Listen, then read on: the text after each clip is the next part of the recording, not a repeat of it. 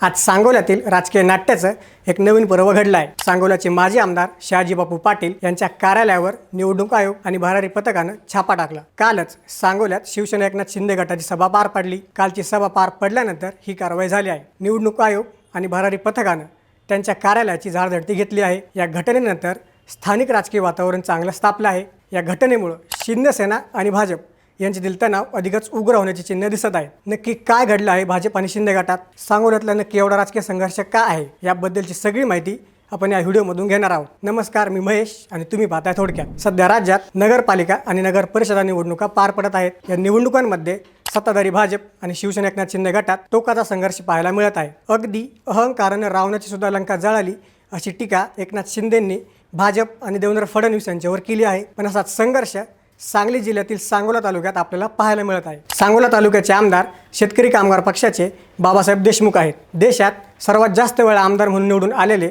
स्वर्गीय गणपतराव देशमुख याच सांगोला तालुक्यातून निवडून यायचे। आताचे आमदार बाबासाहेब देशमुख हे गणपतराव देशमुख यांचे नातू आहेत। मागच्या विधानसभेत त्यांनी एकनाथ शिंदे गटाचे आमदार शहाजीबापू पाटील यांचा पराभव केला होता। तर मागच्या 2019च्या विधानसभा निवडणुकीत शहाजीबापू पाटील यांनी शिवसेना तिकिटावर निवडणूक लढवली होती। यात त्यांनी बाबासाहेब देशमुख यांचा केवळ 768 मतांनी पराभव केला होता। पुढे शिवसेनेत फूट पडली आणि शहाजीबापू पाटील यांनी एकनाथ शिंदेंना साथ दिली। अगदी सुरत ते गुवाहाटीपर्यंत एकनाथ शिंदेंना त्यांनी साथ दिली। पुढे गुवाहाटीत असताना त्यांची एक ऑडिओ क्लिप व्हायरल झाली होती। आरारारा, काय झाडे, काय डोंगर, काय हॉटेल, सगळं कसं एकदम ओके मध्ये, अशी त्यांची क्लिप होती। पुढे राज्यात मागच्या विधानसभा निवडणुकांपर्यंत शहाजीबापू पाटील चांगले चर्चेत राहिले। विधानसभा निवडणूक होण्यापूर्वी एकनाथ शिंदेंनी सांगितलं होतं की मी शिवसेनेतला एकही आमदार पडू देणार नाही, पण याला शहाजीबापू पाटील अपवाद राहिले। 2019च्या निवडणुकीत त्यांचा निसटता विजय मिळवल्यानंतर शहाजीबापूंचा मागच्या विधानसभेत पराभव झाला। सांगोला तालुक्यात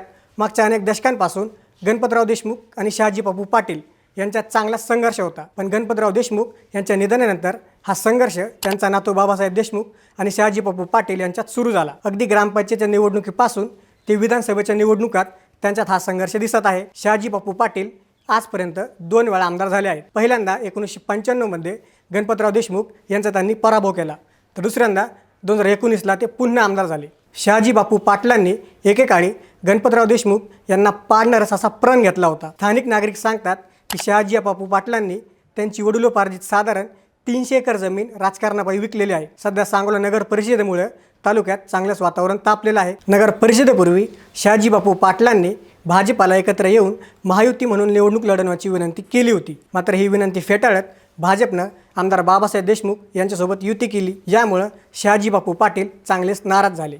त्यांनी ही नाराजी उघडपणे बोलून सुद्धा दाखवली, पण त्यांच्यावर टीका करताना मंत्री जयकुमार गोरे म्हणाले की ही निवडणूक कोणाला खुश किंवा नाराज करण्यासाठी होत नाही, त्यामुळं कोणी नाराज होण्याचं कारण नक्कीच नाही। सांगोल्याचे माजी आमदार दीपक साळुंखे यांनी सुद्धा भाजप आणि आमदार बाबासाहेब देशमुख यांना पाठिंबा दिला आहे। सांगोल्यातील ह्या नगर परिषदेमधला संघर्ष एवढा टोकाला गेला की त्यांच्या कार्यालयावर थेट निवडणूक आयोग आणि भरारी पथकानं धाड टाकले आहे। माध्यमांशी बोलताना शहाजीबापू पाटील चांगलेच भावूक झाले। ते म्हणाले, माझ्या कार्यालयावर विनाकारण आणि राजकीय हेतूने छापा टाकण्यात आला आहे। त्यांनी भाजपकडे बोट दाखवल्याचं वृत्त आहे।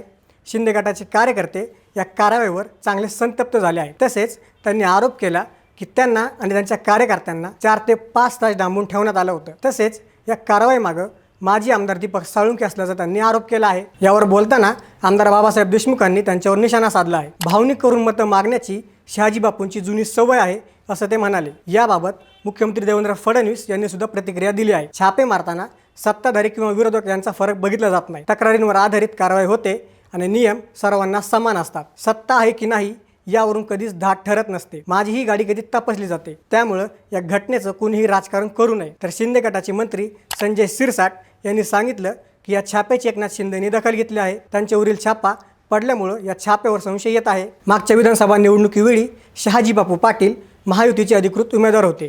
त्यांच्या प्रचारासाठी एकनाथ शिंदेंनी सांगोल्यात सभासुद्धा घेतली होती। राज्यात भाजप आणि एकनाथ शिंदे गट सत्तेत असल्यानं भाजपनं त्यांच्यासोबत सांगोला नगर परिषद निवडणूक एकत्र लढावी अशी शहाजीबापू पाटलांची इच्छा होती, पण भाजपनं शिंदे गटासोबत तर युती केलीच नाही।